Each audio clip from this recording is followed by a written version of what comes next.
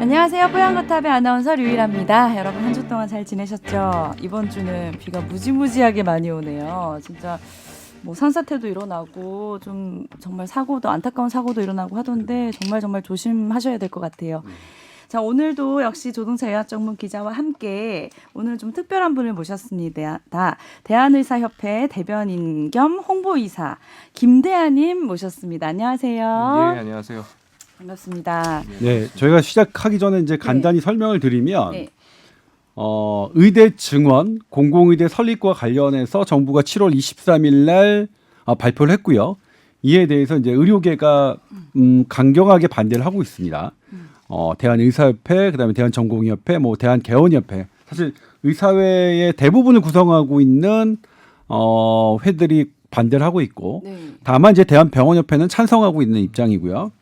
그런데 이제 축의되는 대한의사협회와 또 하나의 이제 이것을 발제한 정부 측 보건복지부의 양측의 의견을 서로 이제 들어보는 교환하는 시간을 가지려고 했는데, 지금 보건복지부 담당 국장님께서 월요일에 회의가 많으시대요, 오늘. 그래서 말미에 10여 분 정도 발언할 수 있는 기회를 달라고 말씀하셨고, 제가 사전에 7개의 질문을 드렸습니다. 어제 오전에. 네. 휴일에도 이랬어요. 휴일 근무 수당 멋진 신청 안 선배님. 했어. 그래서 뽀얀거탑을 위해서. 그렇게 네. 하겠습니다. 그리고 이제 그 복지부 담당 국장님의 직접 설명이 있기 전까지는 그러면 저는 반대 측의 입장에서 대한의사협회 반대 그래요? 측의 입장에서 제가 질문을 하고 이 대화를 이어가겠고, 그다음에 말미에서는 직접 복지부 담당 국장님의 말씀을 들어보겠습니다. 네. 그리고 그 전에 일단 대한의사협회 대변인님이시긴 하지만 소화기내과 전문의시니까 그렇죠. 사연부터 하고. 그러니까요. 어쨌든 오늘 좀 사안을 양쪽 입장을 좀 자세히 들어볼 수 있을 것 같아서 기대가 되는데, 먼저 본격 주제에 앞서서 소화기내과 전문의시라고 하니까 제가 특별히 좀 궁금한 점이 있어서 잠깐 하나만 여쭤보고 가도 될까요? 예, 아니요, 예. 잠깐 노골적으로 물어봐도 노골적으로 돼요. 대놓고 그냥 길게 물어봐도 되나요? 지난번에 제 사연, 제가 다래끼 수술을 받고 와서 예. 다래끼로 이제 한번 떼었고. 선배 완벽하게 회복하셨어요. 아우, 제가 이제 술도 줄이고 눈이 더 커진 것 같은데? 핫백, 그러니까 이 의사 선생님이 하라는 대로 정말 철저하게 잘 따랐습니다. 그랬더니 이게 좀 낫더라고요. 눈 위였죠? 아래였어요. 아래 들어왔구나. 아직. 아직 덜 나왔어요. 나 위만 보고 다 나온 줄 알았어. 아직 덜 나왔습니다. 더 나와야 돼요. 다행이네요. 예, 회복하고 계셔서. 근데 저는 요즘 약간 고민이 있는 게, 제가 전날 무슨 노래방에 가서 소리를 지르거나 그런 것도 아닌데 다음날 아침에 일어나면 꼭 이렇게 목이 잠겨 있어요. 예. 지금도 아침 시간이어서 살짝 지금 좀 허스키한 목소리가 나오는데, 이게 딱히 제가 무슨 감기 걸린 것도 아니고 무슨 이유 때문에 자꾸 이렇게 목이 쉬나. 다른 분들은 너 다른데 병이 있어서 컨디션이 안 좋으면 이렇게 목소리가 갈 수 있다 막 겁주시는 분들도 계시더라고요. 근데 네. 이거 무슨 관련이 있을까요? 글쎄요, 뭐 이제 뭐 애성이라고 그러죠. 목이 좀 쉬고 잠기고 이제 이런 건데, 물론 이제 일반적으로는 이비인후과적인 원인을 먼저 이제 생각을 하겠습니다만, 네. 제가 이제 소화기내과 의사다 보니까 소화기 쪽으로 네. 얘기해 주셔도 돼요. 네. 뭐 원인이 해결 안 되는데 계속 증상이 있는 경우에 네. 역류성 식도염인 경우들도 상당히 있어요. 역류성 식도염. 그러니까 이제 우리가 음식을 먹게 되면 네. 입이랑 식도를 통해서 위로 이제 음식이 넘어가게 되고요. 네. 위에서는 위산이 분비가 되어서 이 소화를 촉진을 이제 도와주게 되는 것인데, 네. 문제는 이제 위산이라는 것은 이제 말 그대로 산입니다. 그래서 우리가 뭐 신트림을 한다든지 뭐 먹다가 토한다든지 이럴 때 보면 시큼한 느낌이 그렇죠. 들잖아요. 이런 산이 이제 이 역류하는 경우가 생긴다는 거죠. 그러니까 식도랑 위 사이에는 사실 이제 정상적으로는 괄약근이 있어가지고 요 괄약근이 사실 조이고 있어서 음식이 내려갈 때 리드미컬하게 이제 이게 열리면서 음식이 내려가고, 그 다음에 닫힌 상태로 있어야 되는 건데, 네. 괄약근을 이제 약하게 해서 풀리게 만드는 그런 조건들이 있습니다. 그런 물질들이 있고요. 아주 대표적인 게 지금 이제 우리 마시고 있는 커피 같은 거예요. 네, 그래서 물론 이제 애성이 있다면 저라면 이제 이비인후과 진료를 먼저 권유를 하고요. 네. 아니면 이제 내과라든지 가정의학과에서도 이제 목 안을 실제로 좀 확인하는 절차가 필요할 것이고. 네. 그다음에 이제 다른 증상, 뭐 다른 증상이 같이 동반이 되는지 이런 것도 중요할 것 같고요. 그런데 이제 뭐 예컨대 단순하고 반복적이고 심하지 않은 상태 그리고 목을 진찰했는데 특별한 이상이 없다라고 했을 때는 식도염의 가능성을 한번 생각해 볼 수가 있고요. 식도염의 사실 이제 가장 흔한 증상은 이제 뭐 속쓰림 내지는 이제 그 하트번이라고 그래요. 가슴에 이제 통증을 느끼는 확 타는 느낌이 든다는 거죠, 말 그대로. 그래서 그런 것들이 이제 가장 흔하고 목에 이물감이라든지 이제 애성을 느끼는 건 그거보다는 이제 목이 좀 잠기고 이런 거는 그것보다는 좀 이제 그것보다는 조금 이제 덜한 그러니까 덜 자주 나타나는 증상인데 그래서 그런 증상들이 좀 동반된다면 좀 더 가능성이 있을 거고요. 드시는 어떤 평소 습관이랑도 연관이 있습니다. 예컨대 뭐 자기 전에 뭘 먹는다든지 이러면은 이제 아무래도 보감이 높아진 상태로 누워 오래 있으면 당연히 역류할 가능성이 높아지겠죠. 아니면 커피, 뭐 초콜릿, 뭐 이런 것들 아주 대표적이고요. 그래서 습관이랑 한번 연관을 좀 지어볼 필요가 있고요. 근데 역류성 식도염은 소화가 안 돼서 이렇게 신물이 올라오지 않아도 역류성 식도염일 수 있는 거예요? 네, 그럴 수 있습니다.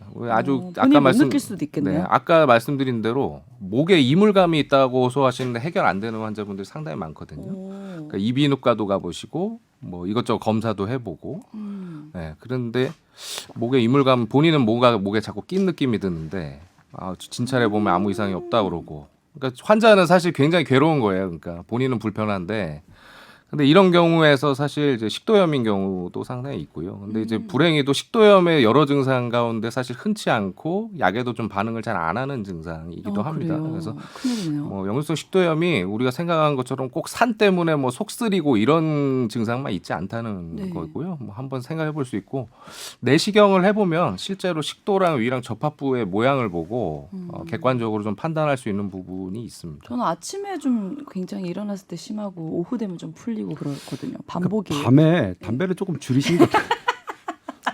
담배는 뭐 밤에만 피나 뭐? 아닙니다. 이제 류일아 아나운서는 네.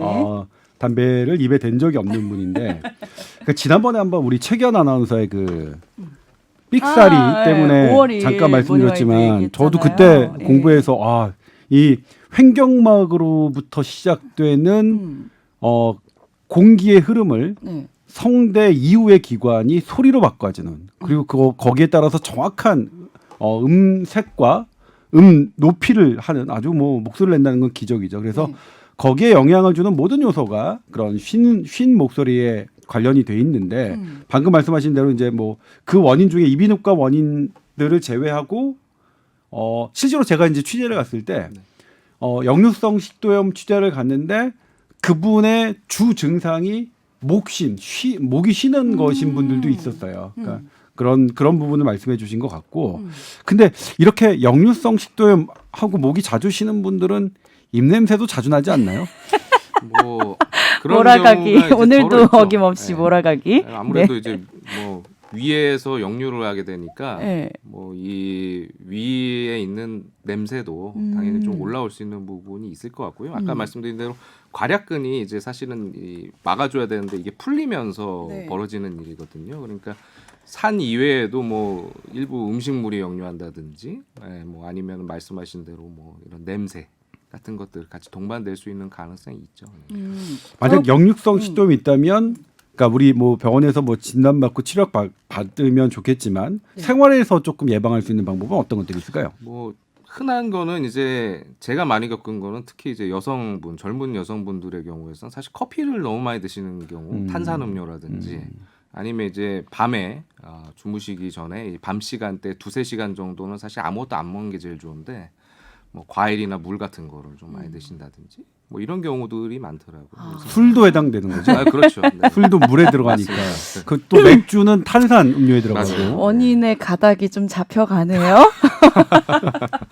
저는 근데 주변 사람들이 항상 저한테 지적하는 제가 좀 고치고 싶은 습관이 하나 있는데 그렇게 한숨을 제가 잘 쉬어요. 근데 다른 사람들 보면 뭐 너 고민 있냐 그러는데 사실 제가 여기 좀 갑갑함을 좀 잘 느껴서 저는 호흡기가 좀 약한 건가 폐활량이 약한 건가 했는데 이것도 좀 혹시 역류성 식도염이랑 관련이 있을 수도 있나요? 아까 말씀드린 대로 가슴의 불편함을 호소하는 경우가 상당히 많습니다. 근데 제일 많은 건 이제 통증이에요. 제일 많은 건 통증, 타는 네. 느낌이라고 표현하는 경우가 제일 많고요. 답답하거든요. 네. 근데 이제 가슴이 답답한 거는 사실 뭐 이제 표현하시기에 따라서 상당히 이제 다르거든요. 이게 심장 원인인 경우도 있을 수 있고 정말로 폐나 호흡기 문제일 수도 있는데 이제 아무래도 특별한 기저질환이 없고 평소에 젊고 이제 건강한 분이라고 한다면은 우선적으로는 이제 아마 식도염이나 이런 소화기적인 것을 생각해 볼 수 있을 것 같고요. 그렇지만 증상이 이제 지속이 된다거나 좀 점점 심해진다.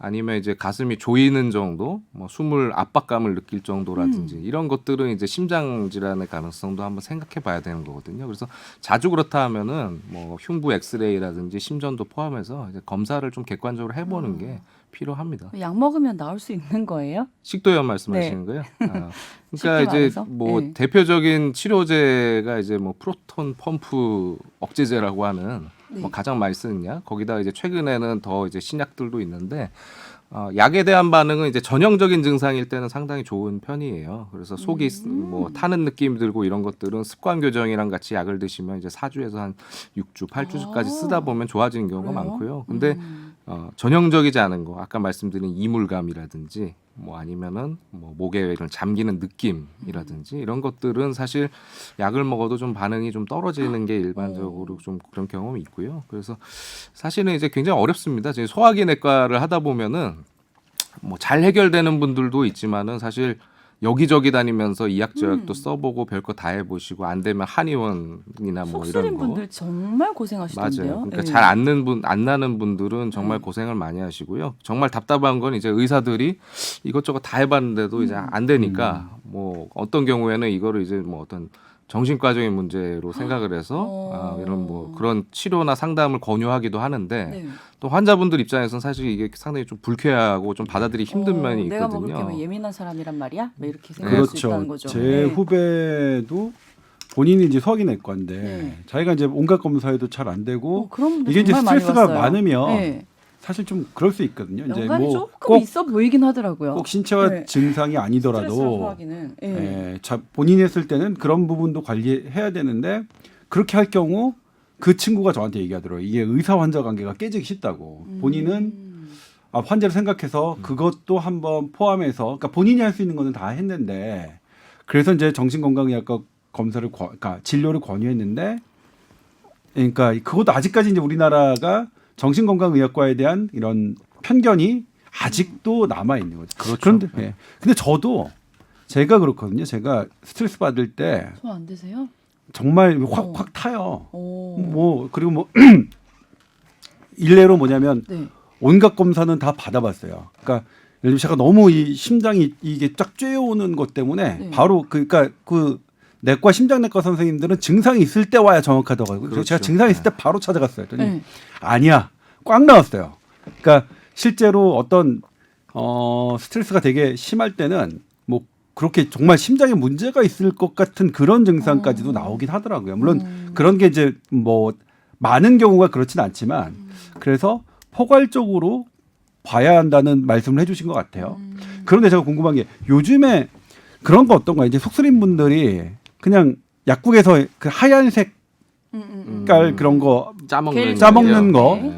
먹는 거 하고 그다음에 이제 한동안 그 말씀해 주셨던 프로톤펌프 이니비터가 다른 조금 장기간 복용했을 경우에 뭐 폐렴의 위험이나 뭐 천식 위험 이런 위험이 있다 이런 얘기들이 예. 좀 있었어요. 지금은 어떻게 되나요? 뭐 말씀하신 것들이 일단은 다 맞습니다. 그러니까 첫 번째로 이제 제산제, 짜먹는 제산제는 이제 워낙에 이제 오랫동안 사용해 온 약이고요. 사실은 이제 짜먹는다는 데서 이제 환자분들은 싫어하는 경우도 있어요. 그 특유의 맛이나 이런 것 때문에. 근데 위안을 얻기도 한데. 네, 근데 반대로 네. 그 개모라고 하는 약이 있지 않습니까? 네. 짜먹는 약인데 그것도 그런 것처럼 가지고 다니다가 뭔가 응급 조치하듯이 그렇죠. 그걸 벽을 싹 보호해 네, 줄 것 같잖아요. 그게 네. 들어가면 왠지 네. 위에를 정말로 싹 싹 덮어주면서 감싸줄 것 안 같아서. 아플 것 같은 네, 네. 그런 효과를 또 기대를 하시는 분들 그리고 어떻게 보면 좀 심리적 위안이죠. 그러니까 가지고 다니면서 그런 부분에서 또 만족감 느끼는 분들도 많고요. 그러니까 뭐 식도염에는 사실은 이제 아까 프로톤 펌프 이니비터가 사실은 이제 가장 많이 써온 예. 약이고 지금까지. 그런데 이제 이도저도 안 될 때 사실 제산제 같은 걸 이제 붙여서 사용하는 경우가 있고요. 실제로도 증상이 좋아져도 환자분들이 좀 처방을 해달라고 하는 경우도 많아요. 그러니까 불안하시니까 뭔가 가지고 다니다가 속 쓰리면 먹으려고 네, 그런 네, 목적으로 네. 하신 경우가 많고. 그 프로톤 펌프 억제제를 PPI라고 하지 않습니까? 근데 이제 이야기 이제 말씀하신 대로 좀 이슈가 있는 경우가 있죠. 그러니까 위산이라는 게 우리가 소화도 시키지만은 뭐 병균이나 이제 이런 것들이 들어왔을 때 방어해주는 역할을 하는데 장기 복용하다 보면 아무래도 위산이 계속 이 산도가 억제가 되다 보니까 네. 그런 다른 부분을 역할을 못할 수도 못해서 있겠네요. 예, 예. 그래서 뭐 장염이라든지 아까 말씀한 폐렴이라든지 이런 것들 그런 것들도 좀 이야기가 있고요. 그렇지만 이제 사실은 이제 그래서 이 소화기 증상이라는 게 아까 말씀드렸지만 깨끗하게 낫는 경우보다는 사실 네. 재발하거나 이제 만성적으로 그렇죠. 가는 경우가 많아서 네. 사실은 습관 교정이라든지 이런 것들이 같이 병행이 안 되면 이제 좀 힘든 측면이 있고요. 근데 이제 약만 드시라는 분들이 많아요. 안 좋은 습관은 그대로 가지고 있으면서 뭐 술 드시고 밤에 야식 드시고 뭐 이런 것들 아니면 하면서 약 먹으며 약 그렇죠. 먹고 그럼- 사실 그러니까 약을 먹는 입장에서는 저는 뭐냐면 그러려고 약 먹지 그런 생각도 들어요. 그러려고 내가 그렇죠. 그러니까 하고 싶은 거 다 생활 하려고 약 먹는 거지. 교정했으면 약 먹을 필요도 없을 텐데. 근데 그러면 안 된다고 네. 말씀하시는 겁니다. 예. 그러니까 이제 그런 부분이 사실은 이제 뭐 곤혹스럽기도 하고요. 환자분들하고 이제 접하면은 사실은 또 이해가 되는 측면도 있죠. 그러니까 이제 의사들도 똑같이 자기가 뭐 좀 술도 의지가 마시고 약해요. 네. 예, 밤에 뭐 야식도 먹고 그러니까요. 사실 환자분들한테 잔소리하면서 본인은 이제 그렇게 하고 있는 경우들도 많이 있거든요. 그래서 뭐 그런 부분이 이제 사실 어떻게 보면 좀 뭐랄까 딜레마 같은 거 같기도 근데 이제 하고요. 그건 예. 있어. 저도 이번에 다래끼로 뼈저리게 느낀 게 뭐냐면 의사들이 하는 행동을 따라하면 안 돼요. 그렇죠, 그렇죠. 의사- 진짜 유명한 의사- 얘기죠, 그 얘기가. 의사들이 네. 하는 말은 잘 들을 필요가 있다. 말만 따라라. 말은 정말 잘 들을 필요가 행동은 있다. 따라갔다가 의사들이 뭐 이제 큰일 꼬매고 난다. 나서 술 드시는 거 그거 따라하면 안 되고요. 네. 의사들이 꼬매고 난 다음에 절대 술 담배 하지 말라. 그건 꼭 따라야 될 것 같아요. 저 이번에 너무 뼈저리게 느껴서 정말 주치의 선생님 말씀 잘 들었습니다. 너무 잘 아프게 들었습니다. 꼬매서 예. 정신이 바짝 네, 드셨나 봐요. 뭐 점심 시간을 줄여서 이제 저를 해주셨으니까 감사한데 정말 아팠다. 이정민 선생님이세요. 네. 감사 인사 한번 다시 이정민 전해드리죠. 예. 올해만 저한테 2번 다래끼 치료를 해주셨는데, 진짜? 네, 벌써 감사드리고요. 3단계만 감사드리고 예. 그리고 환자들한테 잘하시는 모습 보고 저는 항상 늘 응원드린다는 말씀. 예. 훈훈하네요. 예. 그 계신 곳이 종로에 있는 서울 공안과 에서 근무하고 계십니다. 알겠습니다. 생활 습관도 좀 바꾸고 약물 치료도 가능하다는 점 참고하겠고요. 자, 앞서 말씀드렸던 것처럼 대한의사협회가 뭐 의대 증원부터 시작해서 여러 가지 사안을 반대하면서 오는 14일에 총파업을 예고했거든요. 자세한 이제 내용이 어떤 건지 좀 전반적으로 정리 한번 해주세요. 예. 네, 이게 뭐 사실은 좀 주제가 다양한 것들이 한 번에 이제 좀 몰려 있는 문제입니다. 그러니까 네. 아까 이제 조동찬 기자님께서도 말씀해 주셨는데 최근에 이제 당정이 의대 정원을 확대하는 안을 발표를 했죠. 그러니까 의사 인력을 충원하는 안이고 네. 뭐 배경으로서 이제 코로나19 상황에서 공공의료의 어떤 중요성이 부각이 되었다. 그리고 또 의사 인력을 충분히 준비를 해야 이제 이런 제2, 제3의 이런 위기를 네. 극복할 수 있다. 뭐 이런 내용이고요. 그런 내용이라면 그냥 얼핏 생각했을 때는 예, 틀린 예. 말은 아닐 것 같다 이런 생각이 그렇죠. 드는데요. 오늘 예. 듣기엔 상당히 이제 좋아 보이는 게 네. 그렇죠. 뭐 국가적 위기를 대비하기 위해서 준비를 하겠다라는 거니까 뭐 마치 무슨 10만 양병설을 하듯이 굉장히 이제 좋아 보이는 느낌은 있는데요. 네. 근데 이제 그게 그렇게 간단하지 않다는 것이 문제인 거죠. 뭐 예를 들어 의사를 양성하는 일이 예컨대 그냥 간단하게 뭐 학생들한테 자리 만들어주고, 그러니까 강의실 만들고 강의만 해주면은 의사가 양성이 된다든지, 아니면은 의사를 뭐 이렇게 많이 배출을 해도 네. 실제로 이점만 있고 별로 부작용이 없다든지, 뭐 이렇다면은 당연히 모두 찬성을 할 텐데요. 네. 지금 이제 400명을 증원하는 내용을 살펴보면은 이렇습니다. 300명을 지방에 네. 지방의 의사 인력이 도시보다 적기 때문에 300명을 지역 의사라고 해서 졸업한 이후에 10년 동안 특정 지역에서 이제 근무하도록 의무화를 하겠다라는 거고요. 그다음에 나머지 100명 중에서 50명은 뭐 중증 외상, 뭐 이국종 교수님 때문에 아주 유명한 분야죠. 예. 그래서 중증 외상이라든지 소아외과, 최근에 뭐 스르이생이라는 드라마에서 유연석이 했었지 않습니까? 예, 그런 분야를 특정하게 명시를 했어요, 국가에서. 네. 정부에서 명시를 해서 이렇게 이런 분야는 참 그 필수적인 건데 이제 지원자가 적고 의사가 적으니까 집중 양성하겠다. 네. 라는 거고 나머지 50명이 뭐 백신 개발이라든지 뭐 이런 어떤 산업이나 연구 쪽에 종사할 수 있는 의과학 전문가로 육성을 하겠다. 그래서 뭐 이것도 들어보면 상당히 그럴싸합니다. 네. 그러니까 지방에 의사가 많으면 좋고요. 네. 그다음에 뭐 소아외과라든지 중증외상 그렇죠. 의사 늘어나면 당연히 좋을 것 같고. 네. 그런데 이제 저희가 보기에는 저희 의료계 특히 이제 실제로 의사를 하고 있는 사람들이 보기에는 현실적인 문제가 네, 있나 뭐 봐요. 이게 사실 네. 뭐랄까 너무 단편적인 접근이라는 것이죠. 예를 들면은 지금 이제 의사 수가 적다는 것은 분명하다라고 그 논리를 시작을 하고 있어요. 네. 그러면서 이제 정부도 그렇고 많은 이제 전문가분들이 말씀하시는 것이 OECD 평균을 이야기를 합니다. 네네. 그래서 OECD의 보건의료 통계가 있는데, 우리나라 어느 정도인가요? 네, 우리나라는 이제 의사 인력 수로 보면은 하위권이에요, 실제로. 음. 지금 2020년 데이터를 제가 봤는데 네. 인구 1000명당 우리나라 의사 수는 2.4명으로 돼 있고요. 네. 평균보다 이제 상당히 미달한 거고, 그러니까 그 OECD 국가 중에서 거의 이제 제일 적은 편이고요. 그래요. 네, 그래서 야 맞아 외국이랑 비교해 보니까 확실히 적네. 더 뽑아야 되는 거 아니야? 심지어는 거기에 이제 한의사가 포함이 돼 있기 때문에 한의사 빼면 뭐 1000명당 2명이라고 지금 이야기를 하고 있습니다. 그러니까 그걸 보면 적긴 적구나라는 생각이 들긴 하는데요. 네. 그러니까 이걸 자꾸 이제 OECD 평균이랑 이야기를 하거든요.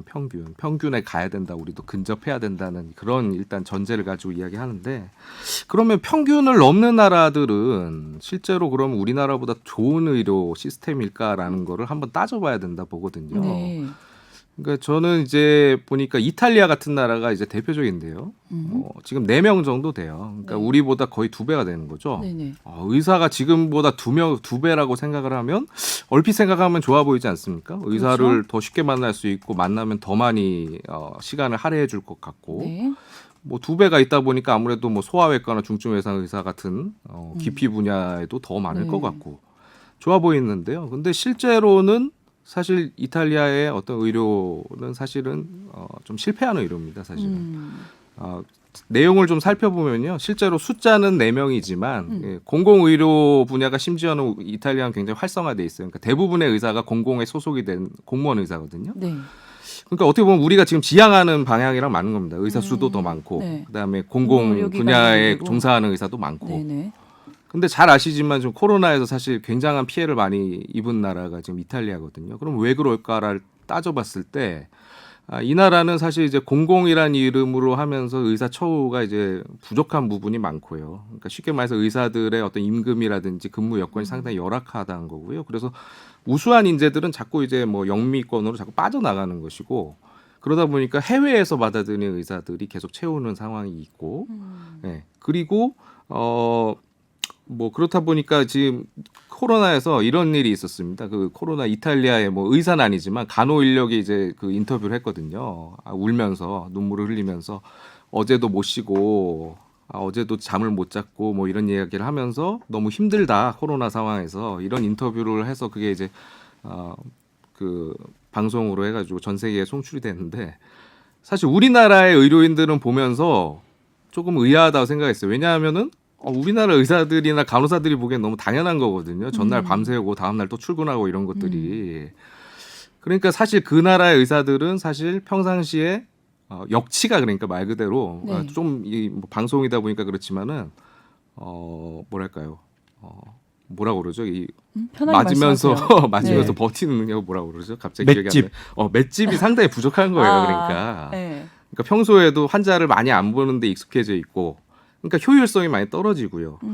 그러니까 그런 내용들은 사실 그 숫자 4명이라는 거에는 안 드러나는 거거든요. 그래서 보건의료 이 통계를 볼 땐 사실 그 나라의 의료 제도라든지 아니면 의료 문화, 또 의사들이 진료하는 어떤 진료 강도라든지 이런 것들을 종합적으로 보고 판단해야 되는데 지금 우리는 모든 분들이 이야기하는 게 OECD 통계예요. OECD 평균에 너무 못 미친다. 그러니까 적다라는 건데 그런 부분에서 저희는 이제 OECD 통계가 자꾸 이제 어떻게 보면 왜곡된다라고 좀 보고 있는 거고요. 실제 대책을 보면은 지방에 300명 뭐 육성하고 이런 거 좋지만 10년을 지금 의무화한다라고 하고 있거든요. 예를 들면 뭐 경상북도에 10년간 근무해라 이런 식이겠죠. 근데 사실은 의사가 나온다고 그래서 의사가 의대를 졸업하고 의사 면허를 취득해도 바로 사실 의료 행위를 하기는 상당히 어렵습니다.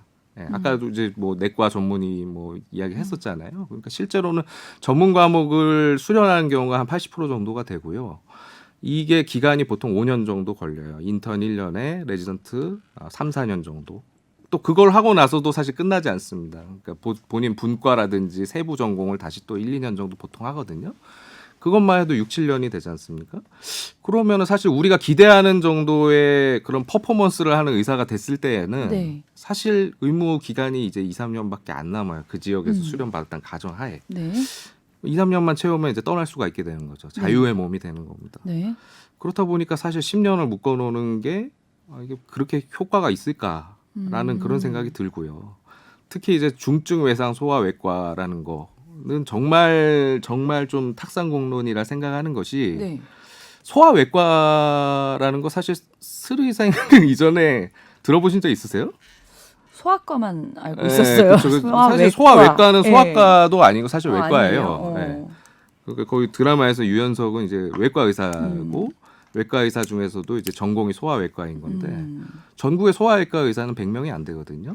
네. 네, 그러니까 저도 의사지만 사실 주변에 소아외과를 전공하는 의사나 제가 아는 의사 중에 그쪽 분야에 뭐 이렇게 종사하는 의사가 없습니다. 그래서 예를 들어 어떤 학생이 저한테 와서 나 소아외과 의사가 되고 싶은데 네. 조언을 좀 해주세요라고 했을 때 어. 제가 의사지만 사실 해줄 말이 없어요.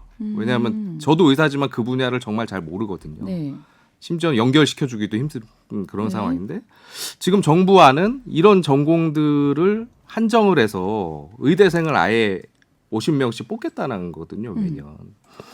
근데 그럼 고3 학생이 과연 소아외과가 뭔지 알고 지원할 수 있을까요? 뭐 아니면은 중증 외상이란 거 물론 뭐 이국종 교수님이 뉴스에 많이 나왔으니까 뭐 들어보긴 했지만 실제 어떤 삶을 살고 어떤 공부를 하고 수술이 어떤 건지 이런 거 알지 못하면서 그렇게 세분화된 분야를 미래의 옵션으로 생각해 놓고 의대에 들어간다.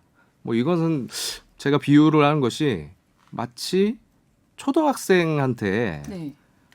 너 고등학교 가면 문과 할 거야, 이과 할 거야? 이렇게 물어보는 거랑 비슷하다 보거든요. 그러니까 처음부터 이렇게 나누는 것은 좀 현실적으로 네, 불가능하다. 그렇죠. 이런 왜냐하면 뜻이에요? 그 전공은 사실 의대를 다니면서도 사실 확신을 갖기가 힘들어요. 의대를 다니고 인턴, 레지던트 하면서 접해보고 심지어 외과를 하면서도 고민해서 결정할 수밖에 없는 그런 것들이거든요. 근데 이미 의대 들어갈 때부터 그런 전공들을 정해놓고 들어간다. 너는 이 안에서 골라라라고 정한다.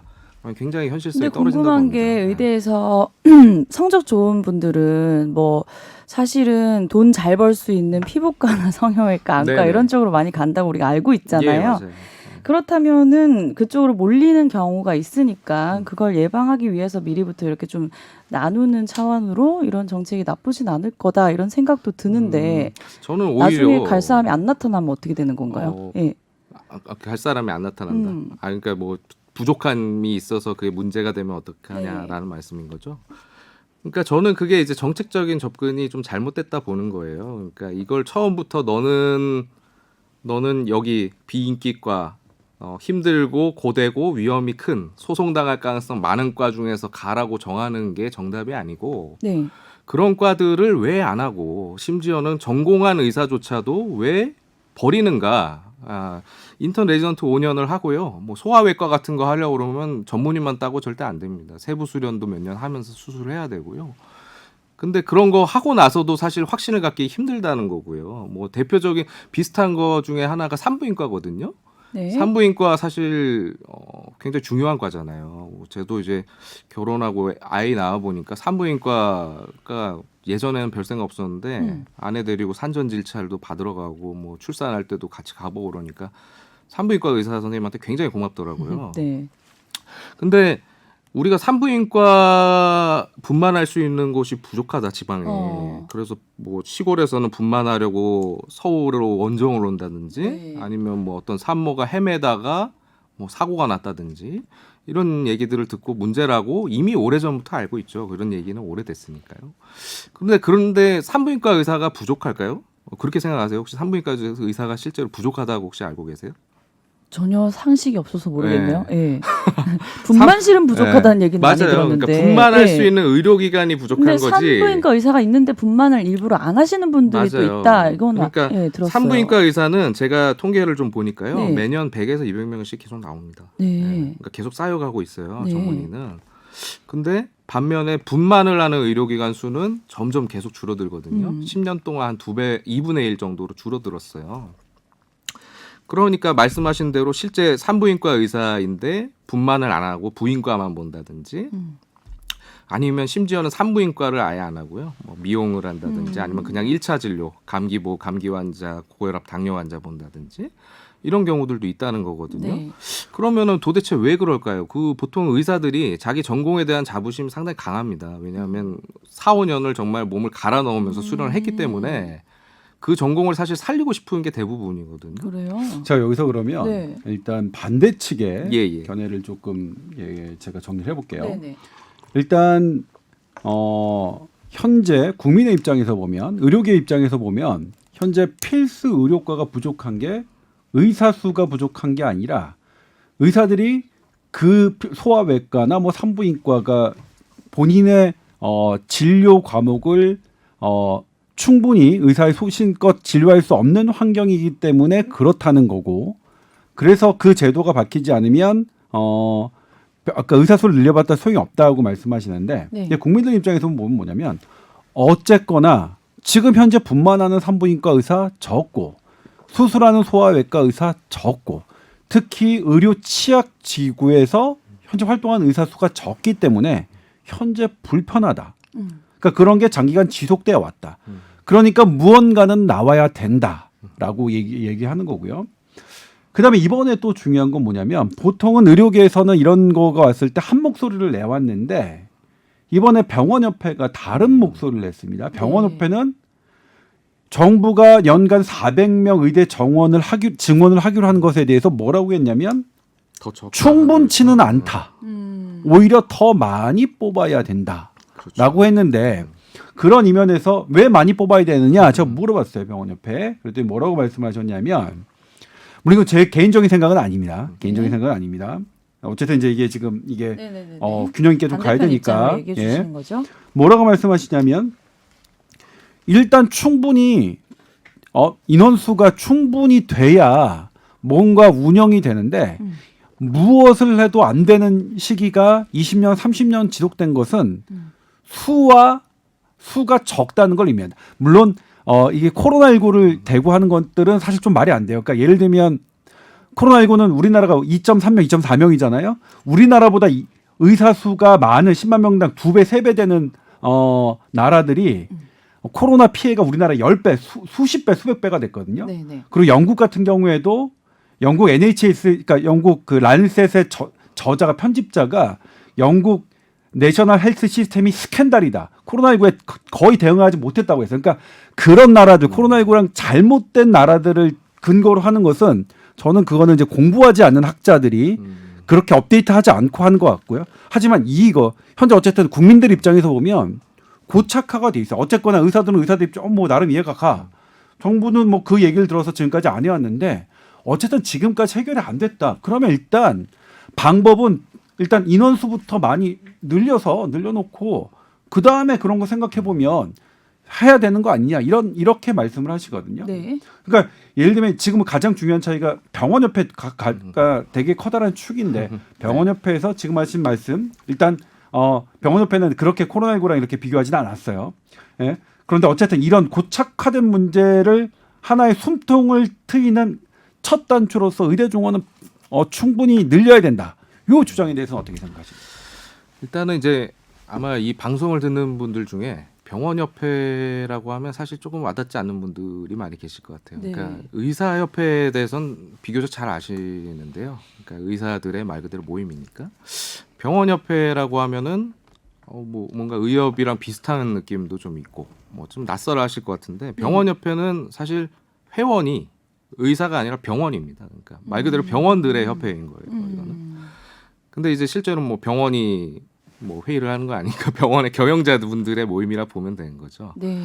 근데 이분들은 이제 그러니까 관점이 일반적인 의사들하고는 좀 다르세요. 그러니까 의료기관을 운영하는 입장의 그런 관점을 갖고 계시고 병원협회의 어떤 설립 목적을 보면은 두 가지 정도가 있는 것 같아요. 하나는 병원의 발전입니다. 병원의 발전. 두 번째가 이제 국민의 어떤 건강에 대한 기여 이런 거거든요. 그러니까 이분들이 말씀하시는 건 주로 이제 지방에 있는 병원들이 실제로 의사를 구하기가 상당히 힘들다는 거죠. 예. 구해도 사실 의사들이 1, 2년 근무하다가 이탈하는 경우가 많고 그런 면에서 굉장히 어렵기 때문에 의사 인력을 충분하게 좀 공급받고 쉽게 좀 안정적으로 공급받는 이런 면에서 의사를 증원해야 된다라는 입장을 갖고 계신 걸로 저는 이해를 하고 있고요. 실제로 이제 병협의 지금 회장님께서 아마 제가 알기로는 올해 초에 아마 이제 그 취임을 하셨는데 네. 취임하실 때 이제 일성이 그런 거였어요. 의대 정원 1,000명 늘려야 된다. 라는. 예. 그러니까 지금 정부안이 400명 늘리는 거로 시작을 했으니까 그게 이제 어떻게 보면 1,000명은 훨씬 많은 거죠. 2배 이상이죠. 그러니까 그런 관점에서는 이제 뭐 정부의 정책을 환영하고 어떻게 보면 그게 미흡하다라고 이야기할 수 있는 부분인데 근데 이제 저희는 이제 말씀드렸지만 그거는 지극히 이제 경영자적인 입장이라고 봅니다. 제가 뭐 하나 예를 좀 들자면요. 과거에 뭐 제가 실명을 언급하기는 좀 그런데 우리나라에서 아주 그 대표적인 학자시고 또 병원장으로도 유명하셨던 어떤 분께서 인터뷰하신 걸 제가 본 적이 있거든요. 그때 이제 의대 설립에 관한 그런 내용이었어요. 그것도. 근데 이분이 뭐라고 하셨었냐면은 병원을 운영하는데 가장 효과적인 것은 의과대학을 설립하는 것이다라고 하셨거든요. 그게 무슨 얘기냐면은 병원에 일할 수 있는 전공의를 연결시킬 수 있는 의과대학을 갖는 게 병원을 경영하는 분들 입장에서는 가장 효율적인 방법이란 거고 실제로 최근에는 뭐 전공의가 뭔지 이제 최근에는 이제 많이 아실 거예요. 그러니까 병원에 가면 있는 젊은 의사들 레지던트 1년차, 2년차, 3년차 이렇게 주치의하는 그런 선생님들인데 이 선생님들이 사실은 이제 물론 이제 자기가 원해서 다른 병원을 가기도 하지만 대개는 모교, 의과대학에 딸려 있는 모교병원으로 가는 비율이 제일 높거든요. 그러니까는 의과대학을 설립을 하면은 거기서 자연스럽게 어떻게 보면 노동력이 쉽게 공급되는 측면이 있는 겁니다. 근데 과거에 이제 아주 유명하시고 이제 우리나라에서 그 대표적인 병원의 병원장까지 역임하신 분이 그런 말씀하신 인터뷰를 제가 본 적이 있어요. 근데 아마도 그런 관점이 아닐까라는 생각이 듭니다. 그러니까 의과대학 지금 정원 확대에 있어서 적극 찬성하고 이게 부족하다고 하시는 분들 중에 시민사회가 또 있잖아요. 진보 성향의 이런 시민사회에서 또 소비자 단체에서는 이것만으로 부족하다라고 지적을 하고 있는데 이분들이 주장하시는 것들 중에 제가 좀 공감 갔던 것 중에 하나가 그 부분이거든요. 현재 안은 일반 의과대학에다가 정원을 그렇게 분산을 시키게 되면 사실상 그 사립병원들의 노동력을 제공해주는 역할밖에는 못할 것이다. 그래서 이분들은 별도의 공공의대로 다 빼야 된다는 식의 주장을 하시더라고요. 근데 뭐 제가 그분들의 주장에 전적으로 공감하진 않지만 상당히 일리가 있다고 느꼈던 게 그 부분입니다. 그러니까 병원의 입장에서는 아무래도 의과대학의 정원이 늘어나면은 거기에 연결돼 있는 병원들이 좀 더 안정적으로 인력을 수급할 수 있는 부분이 있고요. 그다음에 이제 필수과로 이제 이렇게 뭐랄까요 필수 과목의 특징 중에 하나가 사실 개원하기가 좀 힘든 부분이 있어요. 그러니까 이 뭐라고 하죠? 그렇죠. 예. 아주 그 스페시픽한 그런 분야일수록 사실 혼자 할 수 없고요. 시스템이 네. 받쳐주지 않으면 예컨대 중증 외상을 이국종 교수님이 개원하시면 하실 개원해서 수가 할 없는 수는 거죠. 없잖아요. 예, 그렇죠. 대형 병원이 있고 중환자실이 받쳐줘야 되고 네. 다른 탁과들이 받쳐줘야 가능한 거거든요. 그러니까 그런 성격을 감안하면 이런 인력들이 늘어나면 자연스럽게 병원급의 병원은 좋은 일이네요. 의사가 늘어날 거다 이런 관점에서 아마 보시는 게 아닐까 그렇게 생각합니다. 그런데 그럼에도 불구하고 지금의 현황에 대해서 그러면 의료계 의사협회는 어떤 조치를 해왔느냐? 그러니까 하나의 축으로, 그러니까 예를 들면 뭐 의사협회가 주장하듯이 정부가 방임했다. 그리고 근데 똑같은 입장이에요. 의료의사의 공급자적 측면에서 의사협회 의료계도 똑같이 방임해 왔다. 이렇게 이제 우리가 왜곡돼 있는 거죠. 그러니까 저는 지금 이제 뭐 이 병원협회 같은 경우에는 다른 나라와 비교하지는 않았습니다. 사실 다른 나라와 비교하면 우리나라의 모든 건강 지표들은 우수해요. 그리고 이번에 코로나19 팬데믹도 우리나라는 우수하기 때문에 다른 나라랑 비교하면 안 돼요. 비교하면 뭐냐면 결론은 그냥 우리 이대로 쭉 가자가 되거든요. 네. 그러니까 다른 나라랑 비교하는 게 아니라 우리나라만 놓고 봤을 때 예. 분명히 뭐 강원도에 사시는 분, 저기 뭐 전라도, 경상도 시골에 사시는 분들, 섬 지역에 사시는 분들 필수 의료에 대해서 지금 여전히 그러니까 수십 년간, 십수년간 여전히 고통받고 계시거든요. 조금 네. 요즘에 조금 낮았다고 하지만 그러니까 그런 부분에 대해서 외부의 이런 조정이 들어오기 전에 의사협회에서도 미리 했어야 되는 거 아니냐 이 안을 예를 들면 그리고 물론 정부가 왜 400몇 명이고 4천 명인지 잘 왜 그런지 잘 모르겠지만 네. 그럼에도 불구하고 그러면 의협에서 어떤 의료계에서 어느 정도가 더 아니다 그래서 이런 걸 하기 위해서 이런 어떤 방안들을 선제적으로 하지 못한 것도 사실이다 이런 비판도 있는데 네, 그런 비판은 겸허히 수용합니다. 그러니까 그런 부분에서 사실 좀 부족한 면이 분명히 있었던 게 맞고요. 물론 이제 저희 협회에서 뭔가를 이렇게 주장을 하면 잘 아시겠지만 기승전 숙가하다라고 비판을 많이 받습니다. 네. 저희가. 근데 예컨대 이제 그런 부분이죠. 그러니까 저희가 지방이라든지 아니면 전공에서 이런 의료 인력 불균형이 일어나는 근본적인 이유 중에 하나로 이제 제시하는 것이 결국 처우라든지 수가의 문제로 귀결이 네. 되는 부분이 있거든요. 그래서 사실은 이제 뭐 수가를 저희는 이제 정상화 내지는 좀 합리적으로 개선해야 된다라는 부분을 계속 주장을 해온 부분이 있는데 사실 어떻게 보면 매일 같은 말만 하는 것이고 그런 부분 그러니까 말씀하신 취약지라든지 뭐 정말 어떤 사고가 발생한 이런 거에 대해서 의료계 자체적으로 어떤 대안을 제시를 하지 못했다.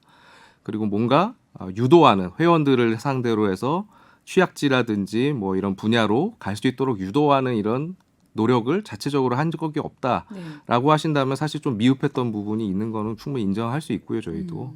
다만 이제 이런 겁니다. 그러니까 결국에는 이 문제가 해결되려면 아까 말씀드린 의료 수가 부분을 건드리지 않을 수가 없을 것 같고요. 또 한 가지가 이제 의료 전달 체계라는 부분이죠. 그러니까 쉽게 얘기하면은 우리가 의료 전달 체계가 확립이 됐다라고 말하기 위해서 다시 말해서 큰 병원으로 쏠리는 이런 현상들을 개선해야 된다는 거거든요. 뭐 예를 들면 시골에서도 하루 종일 KTX 타고 오셔가지고 택시 타고 서울 아산병원, 삼성병원 가서 진료 5분짜리 진료받고 다시 또 하루 종일 돌아가시고 이런 것들이 사실 개선돼야 된다. 그러니까 두 가지 부분, 의료 수가라든지 의료 전달 체계.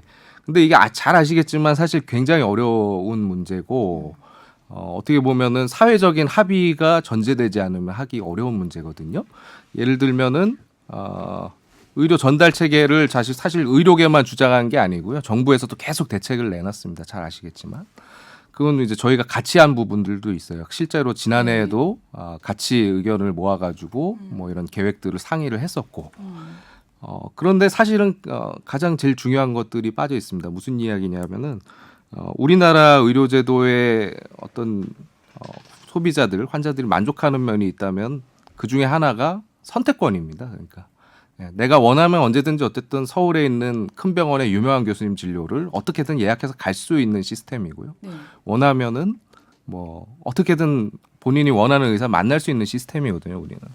근데 사실 이게 우리나라가 아닌 다른 나라에서는 사실 그런 어렵죠. 경우는 없어요, 사실은. 그러니까 일차 1차 요 부분을 잠깐 첨언해서 말씀드리자면 이제 선택과의 제한이거든요. 네. 그러니까 예를 들면 이걸 지난 금요일이죠. 지난 금요일 한국노총에서 이것과 관련된 토론회가 있었는데 예. 거기서 이제 직접 발언을 하지 않으셨지만 거기에 관전하셨던 환자단체 네네. 한 분께서 그랬죠. 지역 의사제가 소비자의 선택권을 제한하는 것 없이 가능하겠느냐. 사실 이 부분은 저희가 이제 봉착해 있는 문제예요. 그러니까 예를 들면 유일 아나운서나 저나 네. 내가 가고 싶은 병원 못 간다고 하면 일단 화가 왜? 나죠. 왜죠? 그런데 그렇기 때문에 네. 빅5 병원의 쏠림 현상은 해결되지 않고 있어요. 그렇죠. 여러 부분을 했기 때문에 네. 예를 들면 지역 의사제 같은 경우에도 이제 예를 들면 전라도 지역에 지금 뭐 안이 있고 거기서도 이제 뭐 어디에 생길지 모르지만 전라도 지역의 주민들이 진짜 신설 공공의대를 졸업하고 해서 전문의를 딴 새내기 의사에게 자신의 건강 상태를 모두 맡길 것으로 보이는지 아니면 그분들이 다시 서울로 올라오셔서 지금의 행태가 그걸로 바뀔 건지는 실은 그거는 되게 실험이 저는 필요하다고 생각해요. 일단 외견상 지금까지 우리 행태를 보면 KTX가 생기고 난 다음에 경북 지금 아무리 신설 공공의대가 생긴다고 해서 경북대 전남대병원만큼 훌륭해질 수 없거든요. 그건 단언하게 얘기했습니다. 그러니까 지금 나와 있는 뭐 전남대병원, 전북대병원, 경북대병원, 경상대병원처럼 그런 아주 고퀄리티의 병원을 만드는 거 되게 어려운데 공공의대가 과연 그렇게 될까? 그런데 그런 병원들도 KTX가 생기고 난 다음에 암 환자들이 서울 수도권으로 모이기 시작했거든요. 그런 것들을 봤을 때 그거는 이제 우리들이 이제 그러니까 우리 의료 소비자들도 환자 단체들도 고민하고 있는 부분이 있다. 이거는 이제 그러니까 의사협회와 정부와의 갈등 이전에 그런 부분들 과연 우리들의 선택권을 어떻게 할 것이냐 하는 문제들이 이제 우리가 좀 고민해야 될 부분이라고 근데 생각하고요. 지역병원이 약간 신뢰도가 쌓이게 되면은 처음에는 그래도 좀 서울대병원 이런 데 가서 진료를 받지만 요즘에는 뭐 처음부터 끝까지 받는다면 나중에 옮겨서 치료를 마무리하는 그런 이렇게 역현상이 또 생길 수도 있지 않을까요? 예. 역현상이 생기려면 예. 그러면 지금 그러니까 예를 들면 공공의대를 신설을 설립했어요. 그러면 이제 우리 경북대병원을 얘기를 하자면 경북대병원만큼 훌륭해지려면 얼마나 걸릴까요? 한 30년 걸릴까요? 저는 적어도 30년 이상 걸릴 거라고 생각하거든요. 그렇죠. 그런데 지금도 그렇게 정말로 훌륭한 경북대병원도 사실 KTX가 생기고 서울에 그 대형 병원이 생기고 난 다음에 암 환자들이 많이 줄었어요. 경북대 병원 선생님 얘기를 들어보면 너무 그런 부분들이 서운하다고 말씀하시고요. 대전 지역에 있는 병원들조차도 그렇습니다. 대전 지역에 있는 대학병원들조차도 특히 그러니까 사실 대전에 있는 병원도 3차 종합병원이거든요. 대전 지역에 있는 최후의 방어 수단으로 하실 수 있는 역량이 충분한데도 불구하고 그렇습니다. 그러면 이제 선택해야 되는 문제는 그런 거죠. 사실 서울대병원을 아예 그냥 지방으로 빼는 방법이 있겠죠. 네. 그러니까 서울에 있는 공공병원을 사람들이 몰리는 병원을 그렇지 않고서는 그거는 이제 모르겠습니다. 그래서 뭐 유일한 아나운서의 말씀대로 공공의대가 신속하게 잘 생겨서 그런 다음에 역현상이 나올 가능성도 있는데 현재 우리가 그러니까 그동안 진행해왔던 것에서는 좀 잘 안 나왔어요. 근데 이거는 이제 결국 이거는 우리 의료 소비자가 조금 선택 우리끼리의 문제죠. 우리가 이제 그야말로 큰 병원들을 가장 응급하고 중환 환자로 시간을 단축시키려면 우리가 조금 덜 중한 그런 병일 때는 스스로 좀 우리의 그 자유권을 진료권을 조금 제약하는 문제에 대해서도 생각한 다른 나라들은 사실 선택권이 없는 나라들이 많습니다. 그런 경우에 뭐 그런 부분이 있다. 네. 그리고 제가 이제 또 드리고 싶은 말씀은 이게 그렇다고 해서 이제 파업할 수 있는 명분까지 되느냐?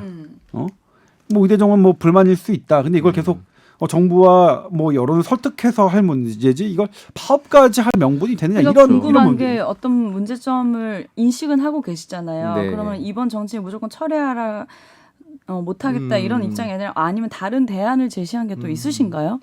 그래서 네. 저희가 아까 나누던 대화의 연장선상인데요.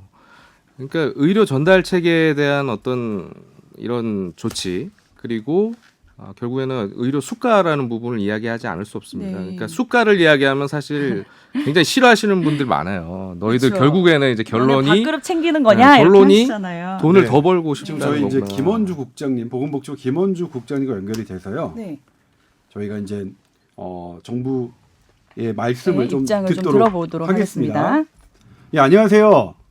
네, 안녕하세요. 네, 일단 먼저 일단 저희 팟캐스트에 전화상으로 이제 어쨌든 응해 주셔서 감사드리고요. 감사드립니다. 네. 일단 연간 400명, 10년 동안 4,000명 늘리겠다. 그리고 공공의대 설립하겠다라고 발표를 하셨는데 7월 23일에 요것의 이 정책적인 배경, 취지를 먼저 설명을 부탁드릴게요. 네네. 사실 의사 인력의 부족에 대해서는 정말 여러 해 걸쳐 여러분들 지속적으로 문제를 제기해 주셨고요. 그 다양한 의견이 있습니다만 적어도 몇몇 분야에 대해서는 의사인력 확충할 필요가 있다는 그런 공감대가 어느 정도 있다고 판단하고 있습니다. 특히 지역에서 그 의사인력이 부족하다는 이야기, 몇 개 특수한 전문 분야 그리고 의과학자에 대한 그런 부족에 대한 지원도 있어 왔고요. 저희가 이번에 4,000명 늘리면서 지역에 한 3,000명 그리고 나머지 분야 500명씩 4,000명을 10년 동안 늘리겠다는 그런 계획을 세웠습니다. 지역의사의 경우에는 이제 그 특히 심내 응급이라든가 필수적인 의료기능 시행을 필요한 인력이 추계가 최소 3,000명 정도는 필요하다는 그런 추계를 갖고 하고 있고요. 다른 분야에 대해서도 그런 판단에 의해서 그런 정책을 만들었다는 말씀을 드리겠습니다. 공공의대의 경우에는 저희가 이번에 따로 발표했다기보다는 기왕에 저희가 준비해왔던 그 전북 지역의 서남대 의대 후신으로서의 공공의대 설립 계획을 함께 제시한 바 있습니다. 네, 그러니까 이게 공공의대 같은 경우에는 그러니까 연간 400명 늘리겠다는 것은 국내 그러니까 여러 해를 통해서 그런 의견들이 있어 왔고, 그리고 이제 공공의대는 기존의 서남대를 공공의대로 이제 추진하는 방안과 맞물려서 하게 된 것이다 이렇게 말씀하셨는데, 그런데 이번에 보면 이제 지역 의사 제도를 만들겠다고 하셨어요. 그러니까 장학금을 받고 그 공공의대를 다닌 분들은 그 지역 내에서 정부가 권하는, 그러니까 그 명령을 내린 지역에서만 의사 활동을 할 수 있는 것. 그러니까 10년 동안. 그런데 이게 몇몇 전문가들은 위헌 소지가 있다고 말씀을 하시고요. 또 하나 뭐냐면 과연 지역 의사제가 실제로 활성화될 것이냐. 예를 들면 예전에 육군사관학교, 공군사관학교, 해군사관학교 같은 경우에도 그렇게 장학제도를 통해서 국군 의료에 강제로 봉사할 수, 그러니까 그 근무할 수 있는 이런 제도가 있었는데 이게 사실상 지금 없어졌거든요. 그래서 이런 부분을 문제를 제기하시는 분들이 있는데 이거에 대해서는 어떻게 생각하시나요? 두 번째 것부터 먼저 말씀드릴게요. 네, 강제성 요소가 일단 지역의사제에 있어서 이제 법률 제정에 의해서 그 지역에서 일정 기간 근무하게 하는 그런 내용으로 들어옵니다. 그러나 사실 그 강제성만에 의해서 지역의 의사분들, 의사 선생님께서 일을 하시게 만든다는 그런 틀이 잘 정착되려고 생각하지는 않습니다. 당연히 그 이외에 여러 그 요인들이 함께 저희가 준비되어야 한다고 생각을 합니다. 기본적으로 지역의사제에서는 해당 지역의 우수한 학생들을 뽑아서 해당 지역에서 일할 수 있도록 하는 그런 방식으로 이제 전형 제도를 따로 그리게 되고요. 이분들에게 장학금이나 여러 생활비를 지급해서 교육을 시키면서 의사로서의 교육에 더해서 해당 지역에서 역할을 할 수 있도록 하는 그런 프로그램이나 지역사회 지원 이런 내용들을 함께 제공하게 됩니다. 이분들이 일정 기간 의무 근무를 마친 이후에도 저희의 바람은 근무기간을 넘어서 계속 그 지역에 더 잡고 일할 수 있도록 하는 그런 틀을 저희 부와 지역사회와 학교가 같이 그리고 그분들과 함께 머리를 맞대고 만들어 나가는 그런 것이 가장 바람직한 틀이라고 보고요. 강제성은 그 일부라고 생각을 합니다. 첫 번째 질문에서 그 대목에 대한 법률 검토에 대해서는 그 여러 가지 그 의무 복무한 사례가 있습니다만 다른 사례들을 봤을 때 10년의 의무 복무 부과하는 것은 일단 그 위법이나 위헌적인 소지는 많지 않다는 저희의 판단입니다. 네. 일단 법률적 검토는 위헌 소지가 많지 않다고 판단하셨고 강제성은 하나의 요소고 사실은 이제 그런 지역 의사들을 계속 그 지역에 할 수 있는 유도할 수 있는 방안을 지자체와 함께 머리를 맞대겠다 이렇게 말씀하셨는데 구체적으로 이제 지금 현재 어떤 지역에서 어떤 진료 과목의 의사들을 지금 염두에 두고 계시는지요? 그 지역의사의 경우에 저희가 이제 발표하면서 필수 의료인력 확충에 대한 저희 의사를 밝혔습니다만 사실 지역에서는 과목이라고 얘기할 때 사실 내과도 외과도 부족합니다. 지역의 의사 선생님들은 지금 그 수도권이나 이런 지역에 비해서 상당히 의사 수가 부족한 게 사실이고요. 그렇지만 지역에 따라서 어떤 의사 선생님이 부족할지에 대해서는 좀 다를 수가 있고 또 그 판단에 있어서는 지자체와 학교와 저희가 함께 논의를 해야 하는 대목이 있기 때문에 요거는 저희가 지자체와 논의해서 앞으로 구체적으로 정할 계획이고 실제로 그 과목으로 어떤 학생들이 어떻게 갈지에 대해서는 또 당사자들과 함께 협의할 대목이라고 생각을 합니다. 네, 그런데 아까 이제 국내외 여러 연구들이 있었다고 하는데 이 부분에 대해서 좀 논란이 있어요. 예를 들면 보사연의 2015년 보고서나 2019년 보고서 같은 경우, 그러니까 의사수가 부족하다는 보고서가 고용 현황이나 정부 정책의 변수 등을 반영하지 못했다. 그리고 실질적인 근무 시간과 진료량이죠. 한 의사가 단위 시간당 환자를 보는 그런 것들을 전혀 반영하지 못한 그냥 어설픈 통계다. 이런 지적이 있는데 그런 부분은 어떻게 보시는지요? 두 가지 정도는 나눠 얘기할 수 있을 것 같습니다. 일단 의사 수 부족에 대해서는 여러 연구 결과가 상당히 많이 있습니다. 그리고 결과도 상당히 다양합니다. 아예 필요 없다는 연구도 물론 일부 있습니다만 많게는 9,000명까지 부족하다는 이런 연구 결과도 있는 걸로 알고 있고요. 각각의 연구 결과 쓴 방법론에 따라서 아마 좀 결과는 다를 수 있겠습니다. 언급하시던 보살 연구 결과에서 고용 현황은 제가 알기로는 전혀 반영이 안 된 건 아니고요. 예를 들어 은퇴 연령이라든가 활동 연령 이런 기본적인 인구 변수로서의 고용 현황은 반영이 된 걸로 알고 있습니다. 상당히 많은 연구가 있습니다만 여러 가지를 종합해서 봤을 때는 의사 수가 아무래도 부족하다는 데 대한 어느 정도의 컨센서스는 있다고 생각을 합니다. 그리고 두 번째 질문이 있었던 것 같은데 어떤 거였죠? 다음 질문으로 드릴게요. 그리고 이제 왜냐면 의사협회도 네. 충분히 말씀하셨으니까 또 우리 정부 국장님도 충분히 말씀하셔야 되니까. 그런데 일단 이게 의료계 공급자 측과 충분한 협의 없이 일방적인 정책 결정이라고 얘기를 했어요. 이거 예방의학 교수님들이 청와대 청원에서 그렇게 밝히셨죠. 그리고 지금 뭐 아시겠지만 보도를 통해서 전공의들이 8월 7일 전면 파업하겠다고 했고요. 그다음에 의사협회도 8월 14일 전면 파업하겠다고 의료계에서 이제 강경한 단체 행동을 예고했는데 그러니까 두 가지 질문이에요. 일방적인 정책 결정이다. 이것에 대한 질문이 첫 번째고요. 두 번째, 의료계가 강경한 투쟁을 예고하고 나서는 단체 행동을 예고했는데 이에 대해서는 어떻게 대응하실 건지 이 두 가지 질문 드릴게요. 정책 결정 관련해서 의견 수렴의 필요성은 뭐 아무리 강조해도 지나치지 않을 겁니다. 모르겠습니다. 의료계 입장에서 이제 만족스러울 만큼의 의견 수렴이 되지 않았다고 생각할 수 있다는 점 뭐 충분히 인정할 수 있겠습니다만 그러나 저희들 나름대로는 사실 코로나 이후도 아닙니다. 이 의대 정원자 문제제기는 상당히 오래전부터 있어왔고 그 이전부터 계속해서 의견을 수렴하고 특히 이제 많은 분들이 수에 주목을 하고 있습니다만 정원 늘리는 것 이상으로 중요한 거는 그 늘어난 정원을 어떻게 활용하고 어떤 분야에서 이분들이 일하시게 편안하게 일할 수 있게 하는 것이 더 중요한 결정이라고 보고 이런 모든 측면에서 계속해서 의견을 수렴해 왔다는 말씀을 드리겠고요. 그럼에도 불구하고 앞으로도 계속해서 의견 수렴 노력을 기울이겠다고 말씀을 드리겠습니다. 지금 그리고 이제 의협이라든가 전공의협의회에서 이제 여러 가지 예고하고 있는 거 잘 알고 있습니다. 기본적으로 저희는 대화 계속 시도할 것입니다. 지금까지도 그렇게 해왔고 또 여러 채널 중에서 대화는 사실 계속 있어왔다고 생각을 합니다.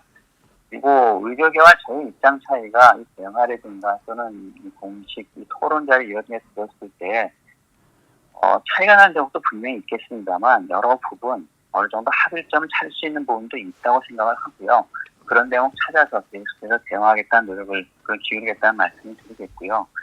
그러나 그럼에도 불구하고 이런 과정에서 국민에 대한 진료, 환자에 대한 진료에 차질을 빚는 데가 이런 일은 없어야 한다고 생각을 합니다. 그런 일이 없기를 기대하고 정부로서는 그런 모든 가능성, 모든 경우에 대비해서 국민의 불편이 없도록 하겠다는 말씀을 드리겠습니다. 혹시 그러면 파업을 강경하게 하면 뭐 법적 그 제재도 하시겠다 뭐 이런 뜻으로 받아들여도 될까요? 일단은 지금 의협이 억세 저희 5개항 주장하신 내용에 보면은 여러 주장해 주시면서도 정부와의 대화에 대한 기대를 여전히 갖고 있으신 걸로 알고 있고요. 저희도 대화에 대한 기대가 있기 때문에요. 대화가 먼저라고 생각을 합니다. 대화한 이후에 판단할 수 있다고 생각을 합니다. 네, 알겠습니다. 그다음에 마지막 질문인데 아까 그 의사협회도 그렇습니다. 결국 그 치약지구에서 어떤 수가를 현실화, 그러니까 어떤 거기서 의사들이 그냥 선택을 할 수 있게 하려면 수가가 그 지역에는 현실화돼야 되는 거 아니냐 말씀하셨는데 방금 그 우리 김원주 국장님께서도 그런 강제로 그렇게 묶어두는 것 외에 그런 지역 의사들이 계속 그쪽에서 활성화할 수 있는 그 유인책을 강구하겠다고 말씀하셨는데 그런데 유인책이라는 게 사실은 뭐 가장 중요한 게 수가겠죠. 돈이겠죠. 그러면 그렇게 그쪽 지역에서 수가를 좀 더 높이는 방안까지 지금 고려를 하고 계신 건가요? 네, 하고 있습니다. 저희가 발표한 내용에도 언급이 들어 있고요. 실제로 과거에 저희가 계속 연구를 해왔고요. 다만 아까 말씀드린 것처럼 단순하게 돈만의 문제는 아니라고 생각을 하고요. 실제로 지금 모두 여러분들은 많이 알고 계십니다만 지역에서 활동하시는 의사 선생님들의 평균적인 벌이는 서울이나 수도권에서 일하시는 분들보다 조금 더 버는 측면이 있습니다. 이게 결국은 어떤 단순한 금전적인 문제만이 아니라 해당 지역에서 편안하게 정조하고 생활할 수 있는 그런 교육 여건이라든가 생활 여건 이런 것들이 같이 갖춰져야 하는 간단하지 않은 문제라는 걸 충분히 이해하고 있기 때문에요. 수가를 비롯한 여러 모든 측면에서 그분들이 지역에서 또 어떤 특수 과목에서 편안하게 활동할 수 있도록 하는 지원책 함께 강구해야 한다고 생각을 합니다. 네. 그러면요 지금 이제 김대하 대한의사협회 대변인 나와 계시니까 반론하시고 그 다음에 그 반론 하나 듣고 김원주 국장님의 반론 한번 마저 듣고 그렇게 마무리할게요. 요 부분은 예. 예, 일단은 뭐 김원주 국장님 뭐 저는 일 때문에 여러 번 뵌 분이어가지고 사실 이렇게 듣게 되니까 조금 이제. 근데 잠깐만 아쉬운 김원주 점이 국장님 있습니다. 말씀 들리세요? 잠깐만요. 볼륨 올렸습니다. 괜찮습니다. 네, 예. 그러면 예. 예, 말씀이 들리시나요? 지금 들리시나요? 네, 예. 예. 네네. 그래서 사실은 이제 이런 부분입니다. 그러니까 뭐 정부에서 말씀하신 것도 이렇게 듣고 있으면 일견 타당한 부분들이 있고요. 저희가 그런 부분에 일단 뭐 동의하는 부분이 있기 때문에 네, 저희도 이제 대화의 여지를 이제 두고 있는 것이고요. 다만 이제 의료계와 충분한 의견을 수렴해 오셨다라고 이제 말씀하시지만 예컨대 당정에서 의대 정원을 400명씩 400명 늘려서 10년간 4,000명을 육성하겠다. 이런 안을 사실 발표를 하기 전에 의료계와 충분하게 상의를 했다. 내지는 의료계와도 어느 정도는 대화를 했다라고 이제 말씀을 하시려면 사실 그 안에 대해서 의견을 묻는다든지 최소한 어느 정도의 규모의 증원을 생각하고 있고 그것의 근거가 어느 정도가 되고 뭐 의료계가 우려하는 부분에 대해서는 이런 해법이 있다든지 이런 것들을 사실 대화를 통해서 먼저 제시를 하시는 게 맞다고 봅니다. 근데 사실 저희가 느끼기로는 사실 그런 프로세스가 없었다는 거고요. 뭐 정부에서는 이제 어떤 정책을 발표하실 때 사실 이렇게 계속 얘기를 하십니다. 의료계와 상의했다라고 이야기는 하시는데 대표적으로 2월 달에 전화상담 처방이 발표될 당시에도 그렇게 말씀은 하셨습니다만 사실 제가 의사협회에 일을 했고 코로나19에 관련된 일을 주로 담당했던 입장에서 여기에 대해서는 사실 전혀 상의가 없었던 게 사실입니다. 그러니까 이런 부분들이 사실 어떻게 보면 상호 간에 좀 불신을 조장하는 게 많은 것 같고요. 그래서 그런 부분에서 사실 이제 저는 뭐 개인적으로 김원주 국장님은 뭐 좋아하는 분입니다만 그런 부분에 있어서는 최소한 지금 시점부터는 좀 책임 있는 논의가 되어야 된다는 것이고요. 그리고 우리가 대화를 한다는 건 최소한 상대방의 의견이 합당하다면 나도 물러설 수 있다는 정도의 그런 전제가 있어야 사실 대화가 된다 보거든요. 그러니까 이미 답을 정해놓고 예컨대 박능구 장관께서 제가 알기로는 의대 정원에 있어서는 이건 물러설 수 없는 부분이 있다. 이건 수정할 수 없는 부분이 있다. 다만 의료계가 충분히 대화하겠다라고 말씀하신 것으로 알고 있는데 이미 양보할 수 없다라는 것을 전제해 놓고서 너 하고 싶은 말 다 해라 너희들. 이제 다 들어줬다라는 식의 이런 대화는 저는 의미가 없다 보고요. 그런 부분에서 저는 뭐 개인적으로는 김원주 국장님을 뭐 신뢰하기 때문에 이제부터는 좀 그런 게 이루어져야 되지 않을까 그런 생각 해봅니다. 네, 김원주 국장님. 네네, 김대하 이사님 감사합니다. 이렇게 통화하니까 또 좀 새롭네요. 말씀하신 거에 대해서 상당 부분 공감합니다. 아까 말씀드린 대로 의견 수렴 노력은 있었습니다. 상당히 오래전부터 했었고요. 그리고 이 인원수나 이런 거에 결국은 나중에 많이 얘기가 나오겠습니다만 저희들 입장에서는 장관님의 말씀이 어떤 저희가 좀 그동안 많은 고심을 했던 그런 내용이 거기에 녹아있다는 말씀으로 이해를 합니다. 지금 정원, 이 수에 많은 사람들이 지금 집중을 하고 있습니다만 이 수 자체에 대해서도 많다 적다에 대한 이해가 많이 오가고 있습니다. 저희들로서는 정치하는 입장에서는 그리고 또 같이 발표한 당의 입장에서도 그런 여러 많은 의견들을 감안하면서 상당히 조심스럽게 준비하려고 노력을 해왔다는 말씀 드리겠고요. 소통에 대해서는 저희가 나름 노력을 했고 그리고 과거 이제 그 전화 상담에 대한 비교를 할 수 있냐면 그거보다 분배가 많이 했다고 생각합니다. 많이 노력을 했는데 그러나 그럼에도 불구하고 부족하다고 느끼신다면은 소통이 부족하다고 느끼신 거는 그 부족하다고 느끼신 분들의 말에 항상 제 귀담아 들어야 한다고 생각을 합니다. 들어야 할 거고요. 그리고 앞으로 소통의 기회는 계속 지금 열고 이야기하도록 노력하겠다는 말씀을 드리겠습니다. 네, 그리고 이건 이제 또 시민단체께서 지적해 주신 부분인데 사실 김원희 의원이 발의한 법안을 보면 거기에 공공의대라는 말은 좀 빠져 있어요. 지역의사에서. 이거는 어떻게 보시는지요? 여러분들이 이제 그런 대목에 대해서 조금 혼란이 좀 있으신 것 같습니다. 처음에 제가 말씀드릴 때 공공의대라고 저희 정부가 이야기하는 공공의대는 지금 명확합니다. 현 단계에서 공공의대는 그 서남대 후신으로 저희가 전국적으로 준비하고 있는 공공의대를 의미하는 거고요.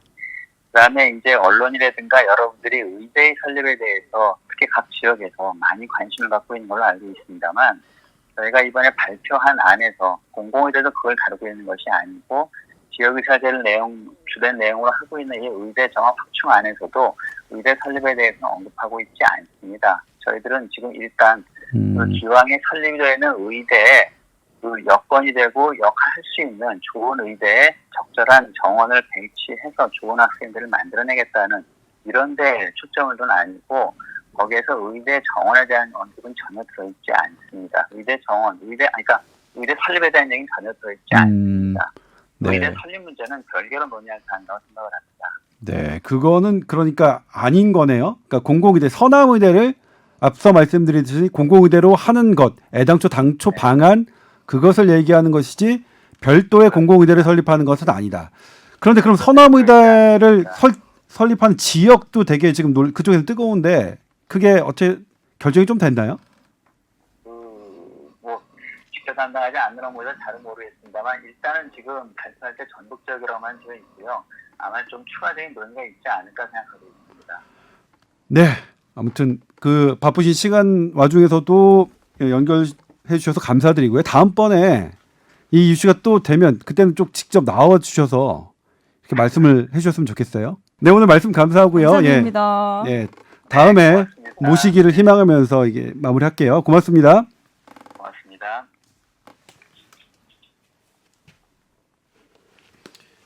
네. 자, 그러면 이제 일단은 정부 그 김원주 국장님의 말씀을 얘기를 들어보면 네. 일단 논의가 제법 있었다. 제법 있었고 연구 이렇게 연구가 신뢰하지 못할 만큼의 연구라고 의료계에서는 얘기하지만 그렇지 않다. 들여다보니까 신뢰할 만한 연구다. 그리고 실은 9천 명까지 증원해야 되는 연구도 있지만 4천 명 정도면 사실 반에 반 한 거다. 그리고 지역 의사를 만드는 게 위헌 소지 있고 사실 그들이 정말로 그렇게 할까 고민했는데 위헌 소지는 없다고 이제 최종 법률은 누가 위헌 소송을 낸다면 그건 이제 물론 헌재가 결정할 일이겠지만 보건당국이 판단하기에는 위헌 소지가 없는 것 같고 그리고 지역 의사가 계속 거기서 활동할 수 있도록 수가를 그쪽인 인상하는 방안을 검토하겠다는 것을 말씀하셨어요. 예, 이거는 아까 의료계에서도 대단히 고무적인 얘기일 수도 있을 것 같은데 물론 이제 그 폭이 얼마나 되느냐에 따라서 조금 올리고 그러느냐 아니면 정말 실질적으로 파격적으로 올리냐 그런 문제가 있을 것 같은데 전반적으로 어떻게 보셨어요? 그러니까 이런 말씀인 것 같습니다. 그러니까 어떤 학문적인 근거들은 뭔가 좀 논란의 여지는 있지만 그래도 다수의 연구는 의사가 부족하다는 걸 좀 지지하는 거고 그래도 아주 많이 부족하다고 하는 것보다는 우리는 최소한의 안을 지금 추진하는 거다라는 정도로 이제 요약이 되는 것 같은데요. 사실 이제 의료 인력을 추계해야 한다는 것이 굉장히 어렵죠. 그러니까 사실 이제 추계를 한다는 게 결국에는 미래의 의사가 얼마나 부족하거나 충분할지를 따져본다는 건데 지금 이제 인구 구조도 따져봐야 되고 실제 의사들이 어떻게 배출되고 있고 어떻게 활동하는지도 따져봐야 되고 그래서 사실은 조금 어떻게 보면은 사실 뭐 생각하기 나름이고 연구마다 다 결론이 좀 다릅니다. 그런 부분이라서 저희도 뭐 이게 어떤 정밀한 연구를 통해서 아 이거는 제일 정확하니까 이거 따라가자 이렇게 할 수 있는 부분은 아닐 거고요. 결국에는 어떤 뭐 정책적인 정치적인 고려가 안 될 수는 없을 것인데 저는 좀 이런 말씀 드리고 싶어요. 그러니까 추계도 중요하지만 비슷한 사례가 있었던 외국의 예를 본다면 좀 이해가 되지 않을까라는 부분인데요.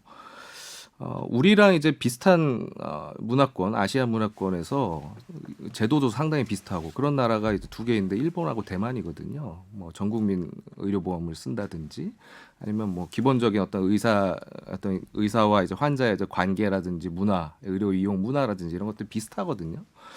근데 제가 좀 찾아보니까 대만과 일본에서도 아주 비슷한 사례들이 있더라고요. 예를 들면 대만에서는 마찬가지로 의료 취약지의 의사 공급 그리고 원호 목적 그러니까 보훈병원 같은 거죠. 그러니까 국가 유공자를 대상으로 하는 의료 서비스 목적으로 해서 사실상의 공공의대와 유사한 개념의 양명의대라는 걸 만든 적이 있습니다. 지금도 있어요. 지금도 있는데 똑같아요. 개념이 지금 우리가 생각하는 거랑. 그러니까 장학금으로 전학년을 다니고요. 심지어 생활비까지 대주고 그 다음에 끝나고 나면은 의무 복무 기간인데 심지어는 10년도 아니고 2년인 걸로 돼 있어요. 2년이고 취약지에서 2년, 군대에서 1년. 그 이후에는 자유롭게 할 수 있고 만약에 본인이 뭐 내가 장학금 받은 거 다 물고 자유를 얻겠다 하면 그렇게 할 수 있는 거고. 근데 이 제도가 한 40년 넘게 지금 운영이 됐는데 결론적으로 나중에 보니까 취약지에 가서 의료 활동하는 의사는 졸업생 중에 16%밖에 안 되더라라는 겁니다. 실패 사례죠, 그러니까. 그 심지어는 이 의대는 본인이 원하면 그냥 본인 학비를 내고 그냥 일반 의대처럼 졸업하고 나서 마음대로 할 수도 있는 그렇게도 갈 수 있는데 그렇게 하는 학생 비율이 점점 늘어나서 최근에는 거의 다라는 거예요. 그러니까 공공의대적인 성격으로 설립을 했는데 사실상 그렇게 안 되고 있는 거죠.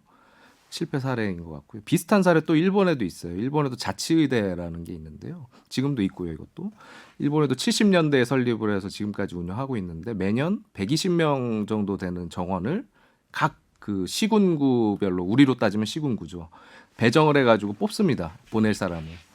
그래가지고 따로 이제 교육을 하고 나중에 의무 복무를 9년인가를 시키게 돼 있어요. 여기도. 그리고 똑같아요. 본인이 이제 그걸 벗어나고 싶으면 다 물어내야 되는 거죠. 그동안 받은 거를. 근데 실제로 해보니까 의료 취약지의 어떤 그런 효과가 물론 이제 취약지에서 근무를 하긴 하는데 별로 없다. 그리고 의료계 안에서는 사실 약간 이단화 취급을 받는다는 거예요. 이분들이. 그러니까 소위 말하면 좀 수준이 떨어지는 의사라는 취급을 받고 선호도도 떨어지게 된다. 이런 부분이 있고요. 그다음에 지역의사제랑도 거의 유사한 개념이 있습니다. 그러니까 지역의사제랑이 유사한 건 아니지만 그래서 일본에서 자체적으로 생각해낸 게 또 오래되지 않았지만 지역의사 정원이라는 거를 만들었어요. 그래서 그 지역에서 난 사람이 결국에는 그 지역에서 계속 남더라라는 아이디어에서 그 해당 지역의 수험생이 의대를 지원을 하고 그 의대를 다니면서 지자체가 지원을 해주고 나중에 거기서 의무적으로 복무하게 하는 건데 그것도 지금 보면은 뭐 야심차게 시작했지만 지원자가 미달인 상황까지 되고 있다 이런 보도들이 있거든요. 자, 제가 말씀드리고 싶은 것은 의료 취약지가 발생한다든지 아니면 전공 과목별로 해서 어떤 선호도에 따른 그런 공백이 발생하는 이런 부분은 사실 우리나라만의 문제가 아니고요. 전 세계의 많은 국가들이 다 겪고 있고 실제로 어떤 확실한 해답을 못 찾은 문제입니다. 일본을 제가 아까 말씀드렸었는데 굉장히 재밌는 걸 발견했어요. 그러니까 일본에서 2008년경, 2017년 8년경 우리보다 한 10에서 15년 정도 앞선 건데 우리와 거의 동일한 현재와 거의 동일한 논의가 있었습니다. 거기서 어떤 일이 있었냐면은 산모가 산부인과를 찾아 헤맸는데요. 아기를 낳기 위해서 분만을 거부를 했어요. 산부인과들이. 그것도 한 군데서 그런 게 아니고 두세 군데를 찾아가는데 다 거부를 당한 거예요. 사회적인 문제가 됐습니다. 의료 붕괴라고 하는 단어가 등장을 했고 그 당시에 통계를 보면 그 1년만 해도 소아과랑 산부인과 중에서 뭐 100몇 군데씩들이 문을 닫는 의료 붕괴 상황이 벌어지고 있다라고 해서 의사를 늘려야 된다라는 논의가 급부상을 했던 거고요. 그런 것을 앞장서서 주장했던 분의 그 보도를 보니까 지금 정부가 하는 말이랑 상당히 비슷해요. 의사의 절대수가 적기 때문에 일단 벌어진 일이라 의사를 일단 늘려야 된다라는 겁니다. 실제로 그래서 의대 정원을 일본에서는 2008년경에 1000명 이상 증원을 했어요. 그리고 아까 말씀드린 자치의대랑 그다음에 지역 정원 이런 것도 같이 했었고. 자, 근데 놀랍게도 그 최근에 7월 달에 지난달에 일본에서 2022년부터 의대 정원을 감축하겠다고 발표를 했습니다. 그러니까 우리랑 반대죠. 우리는 지금 늘리겠다고 하고 있는데 그럼 왜 그렇게 됐냐를 따져보니까 2015년경에 일본 정부와 이제 의료계가 추계를 해보니까 인구는 갑자기 많이 줄어드는 상황이 발생하는데 의사는 너무 많이 늘어났다. 그러면은 어떤 일이 발생하냐? 결국 의사로 인해서 늘어난 의사들이 의료 행위를 많이 해서 의료비가 폭증한다. 과잉 공급 때문에 이거를 우리가 버텨낼 수 없을 것이다라는 것에 도달을 했다는 거예요. 그래서 2015년경부터 이제는 의대 줄여야 된다라는 논의가 시작이 되었고 결국에는 이 코로나 위기로 지금 일본도 마찬가지지 않습니까? 거기서도 의료 시스템에 이런 문제들이 부각이 되고 어떻게 보면 우리랑 비슷한 상황인데 오히려 의대 정원을 줄이겠다고 지금 결정을 했단 말이에요. 그러니까 결과적으로 일본은 이런 거예요. 전체 의사 수는 줄여야 되고 다만 지역의 문제는 해결이 안 됐다. 그래서 어떤 일을 하고 있냐면은 중앙정부에서 각 지자체에 의무를 줬습니다. 의사가 어느 과목에 얼마나 부족하고 그 부족한 걸 어떻게 채용할지에 대해서 계획을 만들어서 시행해라라는 의무를 부여를 했어요. 예를 들면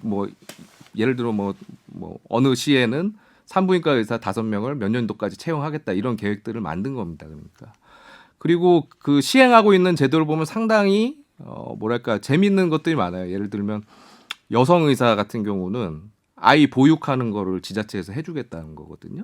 집에다가 가서 애 데리고 와서 집 나중에 돌보고 다시 데려다 주는 것까지 서비스를 제공을 해준다든지 아니면은 경력이 단절된 의사들을 도쿄시 같은 경우에 그렇습니다. 경력 단절된 의사들을 데려다가 월급 주면서 6개월 정도 교육을 해줍니다. 최신 직연을 가르치고 기술을 가르쳐가지고 그래서 다시 민간 병원에 매칭을 해줘요. 취업하라고. 근데 강제는 아니라고 하네요. 그렇지만 교육받는 기간 동안에도 월급을 준다는 겁니다.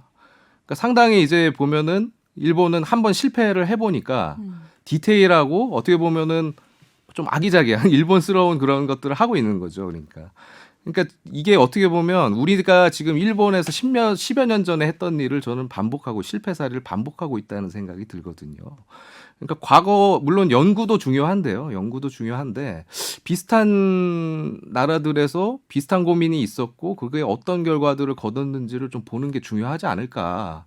그 실패에서 뭔가 좀 경험을 얻는다면 우리는 좀 더 효율적으로 할 수 있지 않을까 이런 생각을 좀 해볼 수밖에 없는 것 같습니다. 여기서 잠깐 이 부분에 대해서 이제 시민단체의 반론은 어떻게 말씀하시냐면 우리는 한 번도 해보지도 않았다. 그러니까 충분히 의사수가 많은 적도 없고 그리고 공공 비율이 충분했던 적도 없다. 항상 의사수 최소, 공공 비율 최소에 유지한 상황에서 이렇게 다른 나라의 실패 사례를 우리나라에 적용 바로 하는 것은 맞지 않을 수 있다. 이런 반론들을 좀 하십니다. 네. 그러니까 부족한 부분을 좀 보충해서 좀 디테일한 정책을 제안해서 가자는 의견이신 거죠? 아니면 절대 지금 이 정책은 안 되겠다라는 의견이에요? 저희는 일단 이 정책 자체가 이제 잘못됐다는 부분을 지적을 하고 있고요. 이런 거죠. 그러니까 공공 부문 얘기가 나와서 그런데 우리나라의 공공 부문의 의료는 분명히 부족한 게 사실이에요. 그거는. 그러니까 공공 의료라는 건 사실 정의하기가 굉장히 어렵거든요. 그렇죠. 예. 공공 의료는 사실 우리나라만 쓰는 말입니다. 사실은 그런 단어가 없어요. 그래서 공공 의료라고 하면 사실 굉장히 모호해요. 그러니까 뭔가 국가가 하는 의료고 민간이 하긴 좀 어려운 거 내지는 뭔가 생명의 필수적인 것 같은 거.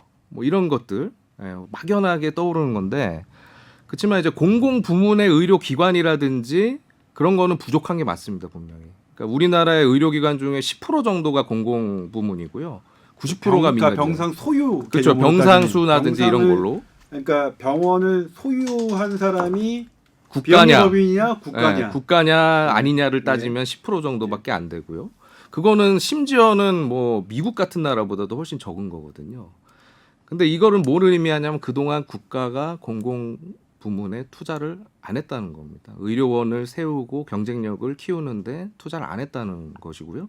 반면에 그럼에도 불구하고 우리가 사실 의사를 만나기가 너무 쉬운 나라고 의료 서비스에서 있어서 어떤 3분 진료라든지 아니면 또 어떤 부분적인 지역에서 전공에 있어서 그런 공백이 느껴지긴 합니다만 전반적으로 봤을 때는 사실 의사를 굉장히 쉽게 만나고 빨리빨리 서비스 받을 수 있는 나라라는 점에서 또 많은 국민들이 만족하신 게 맞잖아요.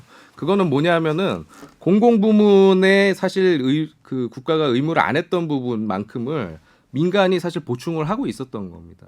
더군다나 이제 저희는 이렇게 보거든요. 의료 행위가 공공의료가 그러면 공공부문에 다시 말해서 공무원인 의사가 공공의료기관에서 행하는 것만이 그런 공공의료냐.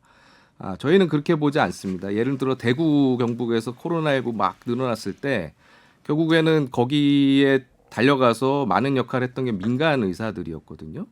그러니까 민간 의사들의 어떤 그런 역량이 사실 공공성으로 발휘될 수 있는 부분이 많고 실제로 민간의 역량은 아까 말씀드린 그런 맷집 같은 거 있죠. 그러니까 우리 하드 트레이닝이라든지 굉장히 척박한 환경에서 그런 걸 버텨내는 능력이 사실은 제가 봤을 때 세계에서 가장 뛰어난 편이거든요.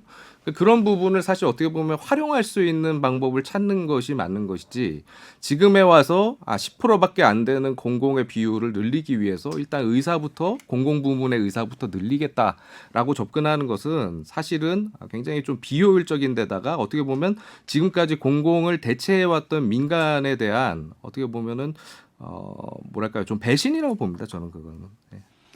네. 일단 형평성을 위해서 이제 네. 발언 기회를 이제 더 이상 드리면 안 될 것 같아요. 일단 류일 아나운서는 어땠어요? 예. 일단 그러니까 의료 소비자적 입장이죠. 여기서 가장. 예. 그러니까 아직까지는 조금 의사들이 약간 이기적인 의견을 더 내는 부분이 있지 않았나라는 생각이 좀 남았어요. 어떻게 보면 이런 정책이 나왔을 때 좀 합의점을 찾아서 이런 사안들을 해결하는 과정으로 이번 이 사건을 생각하면 될 텐데 이건 말이 안 돼 하고 난 못해 이런 입장이라고 하신다면 솔직히 저희 소비자들의 입장에서는 그런 이런 뭐 쏠림 현상이라든지 취약지 문제들을 정말 깊이 좀 고민을 해주고 실질적인 정말 의사들이 원하는 정책 해결 방안 이런 거를 내야 되지 않을까라는 생각이 들어요. 네. 그리고 여러 부분들이 이제 다시 이제 저는 다른 입장 그 의사협회에 그러니까 입장을 이제 충분히 들었고 이제 다른 부분에 역량을 그러니까 다른 부분의 이제 의견들을 조금 전달드린다면 네. 그분들은 지금 현재 의료계가 왜곡돼 있다. 그러니까 피부과 성형외과 쪽으로 너무 쏠려 있다. 그래서 이 우리가 갖고 있는 의사 수가 OECD 국가 중에서도 부족한데 그 부족한 숫자도 상당수가 피부과 그러니까 피부과 성형외과고 그다음에 산부인과 그러니까 전문의를 따시고 비뇨기과 전문의를 따시고 다른 외과 전문의를 따시는 분들도 본인의 진료과를 하지 않고 피부과 성형외과를 하고 있는 마당에 네. 우리는 너무 부족하다 이렇게 말씀을 하세요. 그리고 그 부분 실제로 그 지방에 계신 분들은 더 부족하고 그렇기 때문에 계속 의사들이 이런 식으로 피부과 성형외과 쪽으로 계속 몰리는 거는 그래도 충분히 먹고 살 만한 기조가 되는 거 아니냐. 그러니까 좀 더 충분한 양을 수를 늘려서 해야 조금 벌이가 조금 덜 되더라도 이쪽으로 오시는 거 아니냐. 이렇게 말씀들을 하셨습니다. 예. 근데 진짜 궁금한 게 보통 예를 들면 전공을 했으면 그 분야의 그 전문 과목을 하셔야 될 것 같은데 이 공부 해놓고 다른 일을 할 수 있다는 그게 가능하다는 것도 좀 의문이긴 해요. 그러니까 그건 네. 우리나라만 그런 건 아니고요. 네. 전 세계가 다 그렇습니다. 그러니까 예를 들면 이제 일반 의사 면허증을 딴 다음부터는 네. 어떤 진료를 해도 어떤 진료도 할 수 상관없는 거죠. 있어요. 그다음에 내가 전문의를 따면 내가 그 전문 분야를 좀 더 인정받으면서 진료를 하겠다고 하는 건데 우리나라는 사실 좀 전문의 비율이 좀 높은 편이고요. 그런데 우리나라 국민들은 또 전문적인 진료를 요구하시는 요구도가 좀 높은 편이기도 하고요. 예, 그렇습니다. 네. 자, 그러면 마무리를 어떻게 하냐? 마무리가 마지막 상대치가 얘기를 없으니까 들으려니까 예. 또 한마디 더 들어야 예, 그래서 돼서. 마지막으로 뭐 소감. 이거는 이제 네. 예를 들면 그 의협의 주장을 말씀하시지 말고 예, 예. 그러니까 이런 여러 얘기를 들은 다음에 그냥 소감을 그냥 말씀해 주셨으면 네. 좋겠어요. 예. 그러니까 저희가 상당히 이제 솔직히 말씀드리면 어렵습니다. 저는 이제 대변인이니까 솔직히 얼마나 어렵겠습니까? 그렇죠. 그러니까 이제 뭐 아무래도 많은 분들께서 물론 이제 덕분에라고 해서 많이 또 이제 공을 치하해 주셨지만 기본적으로 의사라고 그러면 사회적으로 뭐 사회 경제적으로 위치가 이제 강자 이미지가 있다고 대부분 생각하시니까요. 그러니까 왜 결국에는 아까 말씀하신 대로 밥그릇이냐 밥그릇 지키기냐라는 결론으로 도달하는 경우가 많아서 그 부분이 참 제 개인적으로 참 괴로운 부분인데 근데 이제 밥그릇 얘기 아까 잠깐 하다가 김원주 국장님이 이제 맞아요. 연결이 돼가지고 네. 근데 저는 이제 그렇게 생각합니다. 사실은 모든 사람이 자기 밥그릇을 위해 사는 거잖아요. 사실은 그거를 뭐 천박하다거나 이기적이다라고 말할 수 없을 것 같고요. 국가의 정책이란 거는 결국 개개인이 어떤 자유로운 선택을 함에 있어서 합리적이고 그러니까 이기적인 거죠. 말하자면 본인의 이기적인 그런 선택을 할 때 그 방향이 결국엔 그 방향의 총합이 나라 전체적으로 이익이 되고 뭐 말하자면 의료 분야라면 공공의료에 도움이 되고 국민 건강에 도움이 되는 방향이 될 수 있도록 설계를 해줘야 되는 게 사실 정부 입장이라 생각해요. 근데 이제 그런 부분은 사실 이제 지적을 해도 좀 와닿기가 힘드신 부분이 있고 그래서 저는 개인적으로 너무 힘이 든 시기고 그렇지만 이제 또 이렇게 불러주셔서 이제 이야기할 수 있는 기회가 돼서 그런 부분은 좀 감사하게 생각하고요. 뭐 아무튼간에 뭐 이 마무리 발언인가요 이게 그럼? 네. 네. 이게 해결이 안 되면 정말 14일에 총파업이 들어가는 건가요? 파업을 하고 싶은 의사는 사실 한 네. 명도 없고요. 굉장히 부담이 되고 그건 사실 욕 먹을 일이잖아요. 그러니까 사실 그러니까 그걸 누가 바라겠습니까? 근데 이건 좀 생각을 해주셨으면 좋겠어요. 제가 오늘 아침에 뭐 일이 있어가지고 영등포 여의도 앞을 지나왔는데 거기 국회 앞에 가면 이렇게 팻말 들고 뭐 말씀하시는 분들 많잖아요. 네. 결국에는 그분들이 결국은 답답하니까 그런다고 생각을 하거든요. 근데 의료계 아까 이제 뭐 김원주 국장님은 충분히 소통해 왔다고 말씀하셨습니다만 사실은 지금까지 관행이 이런 정책을 할 때 사실 특정 뭐 의료계 의견을 반영해 준다든지 이런 것들이 사실 굉장히 없습니다. 실제로. 저희가 뭐 파업은 저희도 말 그대로 수단입니다. 네. 이렇게 그래도 파업을 말씀드리니까 이렇게 불러주시고 이야기를 좀 할 수 있는 기회를 주시잖아요. 그래서 그런 절박함이 있다는 거. 그다음에 마지막으로 정말 한마디는 네. 코로나 시기에 의료진을 많이 칭찬을 많이 해주셨잖아요. 네, 네. 예. 사실 의사들이 그런 칭찬 받아본 적이 없는 것 같아요, 사실은. 그래서 사실 굉장히 좀 어떻게 보면 뿌듯한 경험이기도 하고 예. 좋은 추억 같이 이제 다들 네. 생각은 하는데 네. 그 시기에 칭송해 주셨던 내지는 칭찬해 주셨던 그 의사들과 지금 이 정책에 반대하고 파업까지 이야기하는 뭐 전공이라든지 다른 의사들이 아니라는 겁니다. 그러니까 실제로 그 의사들이 코로나에 맞서고 있는 의사들이에요, 대부분이. 그래서 그 부분을 좀 염두에 주셨으면 좋겠습니다. 그럼 제가 이제 마지막으로 드리고 싶은 말씀은 네. 방금 유일 아나운서 이런 얘기들을 다 들었단 말이에요. 그런데 예. 뭐라고 말씀하셨냐면 그럼에도 불구하고 의료계가 좀 아직까지 이기적인 생각을 갖고 있다라는 느낌을 말씀하셨어요. 네. 저는 이걸 되게 뼈아프게 들어야 된다고 맞습니다. 생각합니다. 그러니까 지금 어쨌든 이렇게 1시간 넘게 설명을 물론 1시간이 다 본인에게 할당된 시간은 아니고 뭐 어쨌든 얘기를 하셨고 그리고 정부 측의 입장 그리고 다른 단체 입장 이렇게 그래도 김대하 이사님께서 나오셨기 때문에 아주 균형이 있지는 않았을 거예요. 아마 가장 발언권이 많았을 텐데 그럼에도 불구하고 의료 소비자 입장에서는 그렇게 의사들이 이기적으로 한다는 느낌을 갖는다는 것은 되게 조금 명심해 주셨으면 좋겠습니다. 네. 네, 명심하겠습니다. 코로나의 상황처럼 앞으로도 칭찬받는 의사들이 돼서 그런 상황이 더 많이 생겼으면 좋겠어요. 예, 네. 감사합니다. 자, 오늘 말씀 감사드립니다. SBS 저희 메일 주소 알려드려야 되죠? 그렇죠. 네. 예. TOWER 골뱅이 sbs.co.kr로 2주 동안 사연 안 보내주셨어요, 여러분. 다음 주에는 꼭 보내주시고요. 저희는 여기서 인사드리겠습니다. 오늘 감사드립니다. 네, 고맙습니다.